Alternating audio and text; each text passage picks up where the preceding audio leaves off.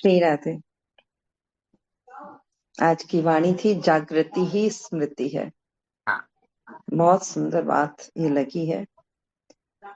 जो हम स्मृति लब्ध्वा की बात करते हैं, ये कुछ नहीं, हमारी तरफ से जो काम है वो है जागृति। हर समय जागृत रहना, सावधान रहना कि हम कौन है, यही जागृति है। बस अपनी को जानना, मैं हूं कौन, मैं ठाकुर जी की हूँ। ये जागृति हर समय जो बनी रहेगी, बस यही हमारी स्मृति है।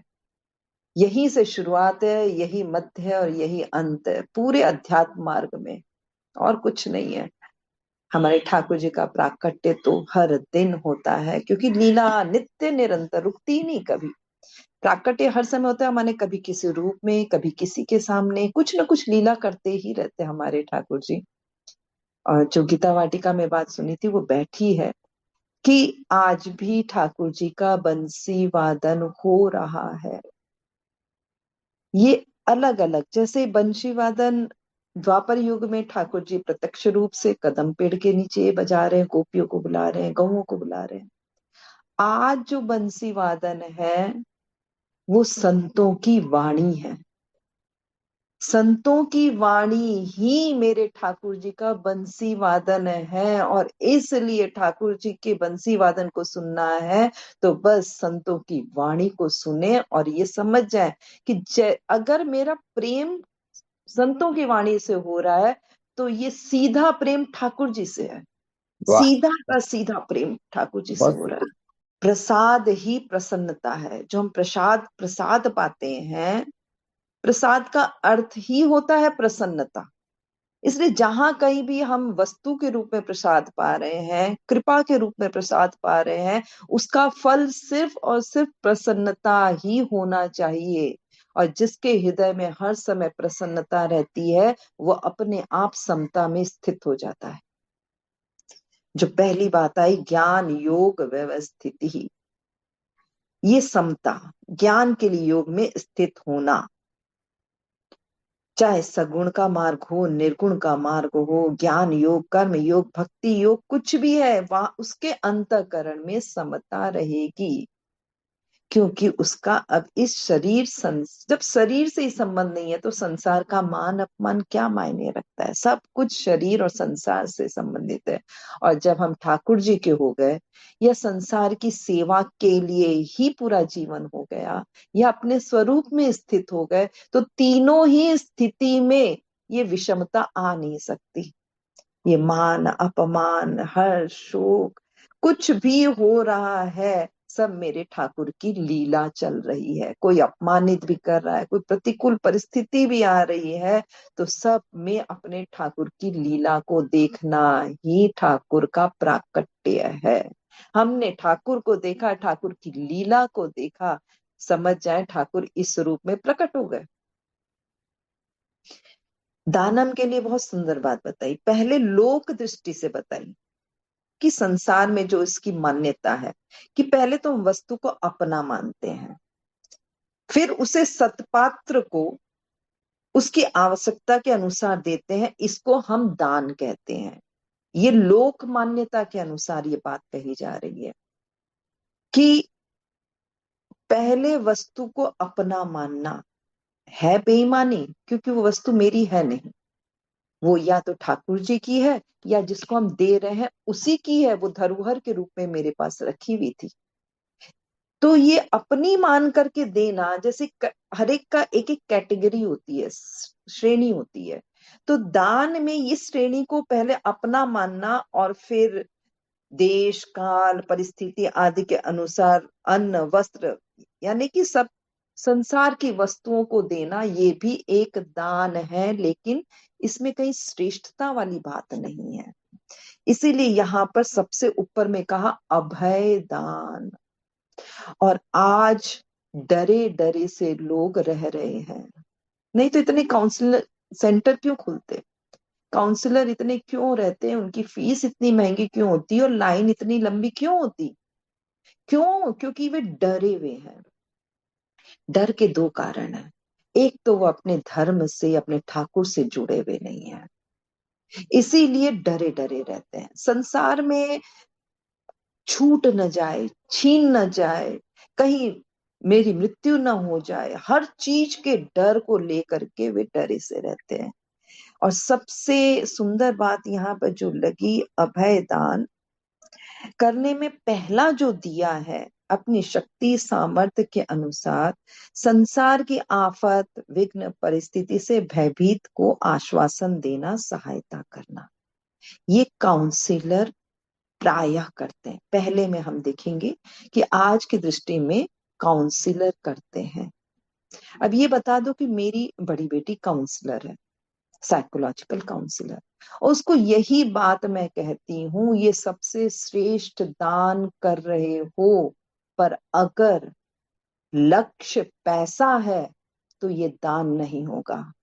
लक्ष्य अगर सामने वाले की सहायता करना, सेवा करना, उसे भय से निकालना है, तो ये इतना बड़ा दान हर दिन कितने लोगों को कर जाते हो ये पता ही नहीं पड़ेगा।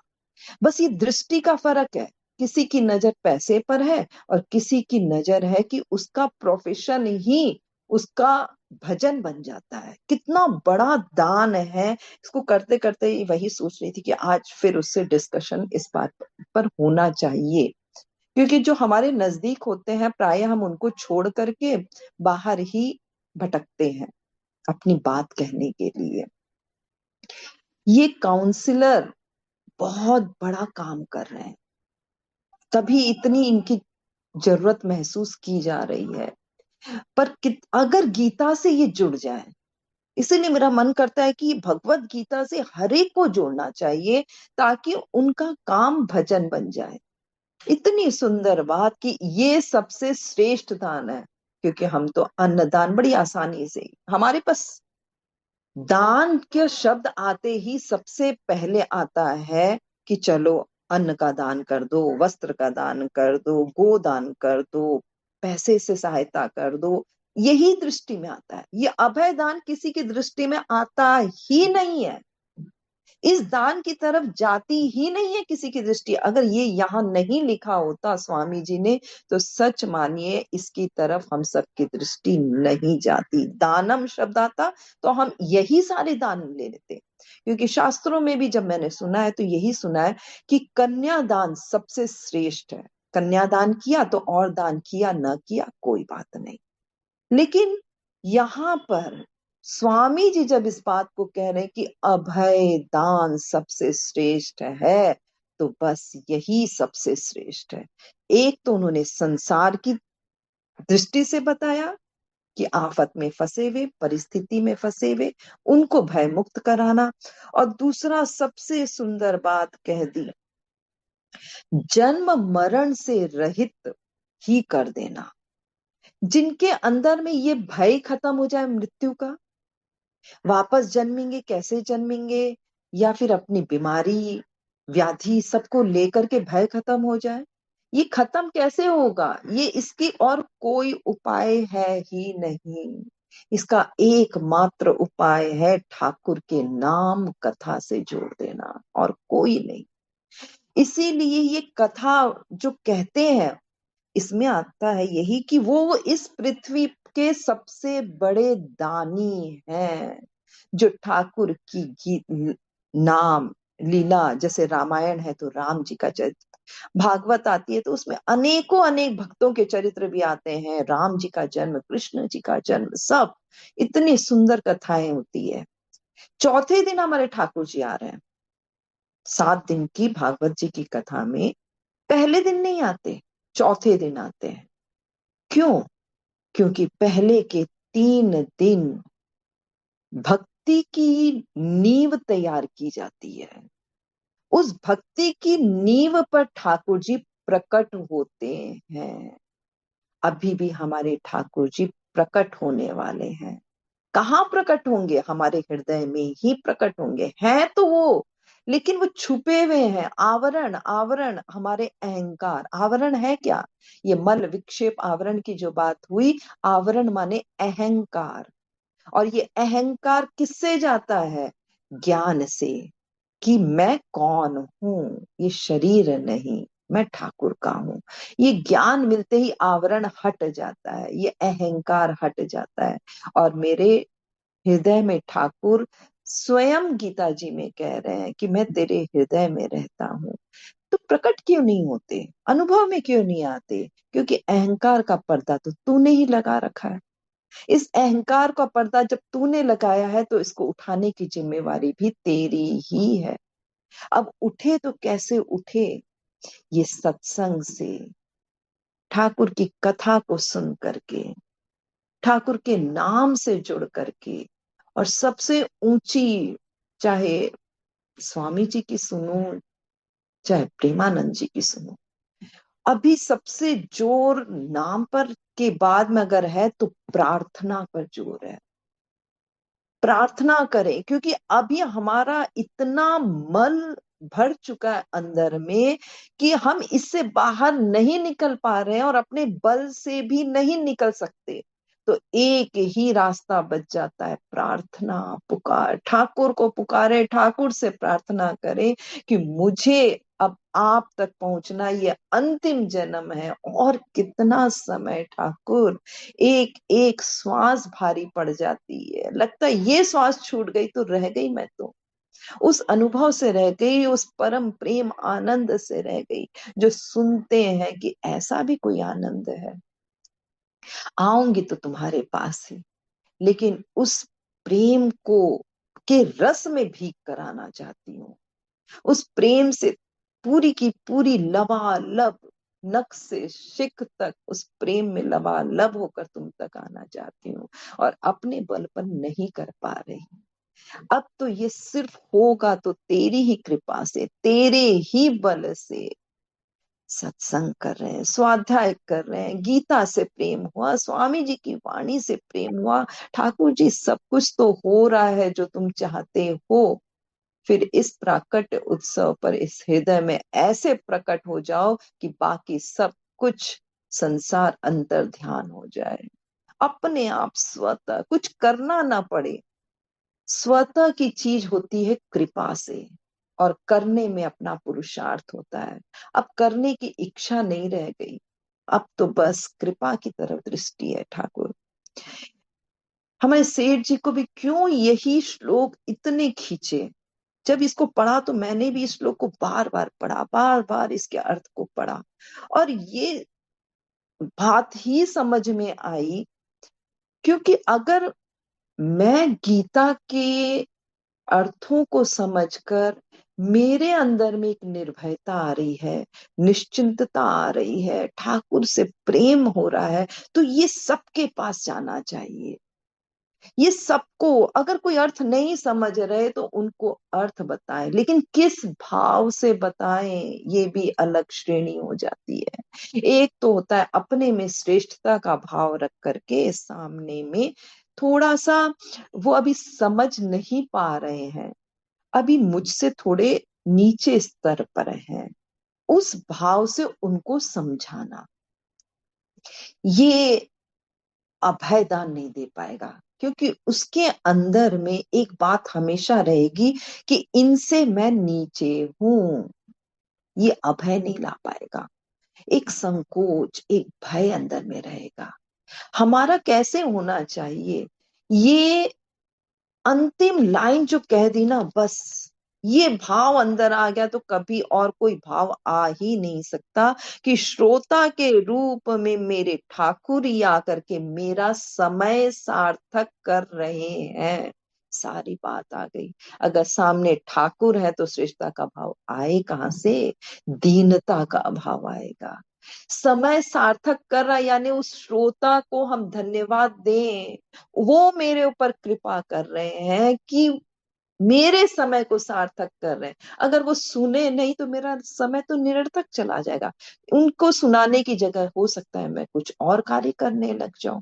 सुनने वाला है, इसीलिए ठाकुर की कथा, ठाकुर की गीता बोल पा रही हूं। इन श्रोताओं को हृदय से कोटि कोटि नमन करते चले जाएं, क्योंकि मेरे ठाकुर ने इन, ठाकुर इस रूप में आए, ये सबसे सुंदर भाव है।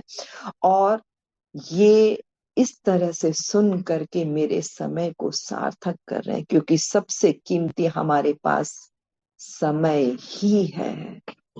ये समय श्वासों से बना हुआ है। एक एक श्वास जुड़ जुड़ करके समय बनती है। तो मेरी एक एक श्वास को सार्थक करने वाले कौन? ये श्रोता। इसलिए पहले हृदय से धन्यवाद।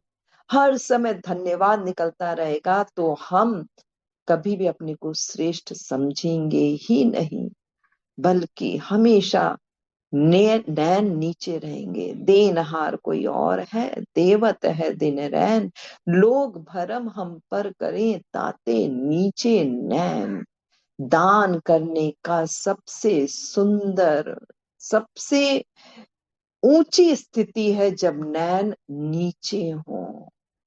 ये सबसे सुंदर स्थिति है कि सामने वाले की आंखों में भी हम कहीं ये न पढ़ लें कि वो मुझे धन्यवाद दे रहा है। उसकी तरफ भी दृष्टि नहीं, मेरे नैन नीचे हैं, अर्थात मेरे हृदय की तरफ है, मेरे ठाकुर की तरफ है, जो मुझे निमित्त बना रहा है इतने सुंदर कार्य के लिए। वो तो किसी और को भी बना सकता था, अगर मैं नहीं चाहूं तो कोई दूसरा आके खड़ा हो जाएगा। कभी कभी यही लगता है कि जो थोड़ा बहुत भी कर पा रही हूँ, ठाकुर का काम कर रही हूँ।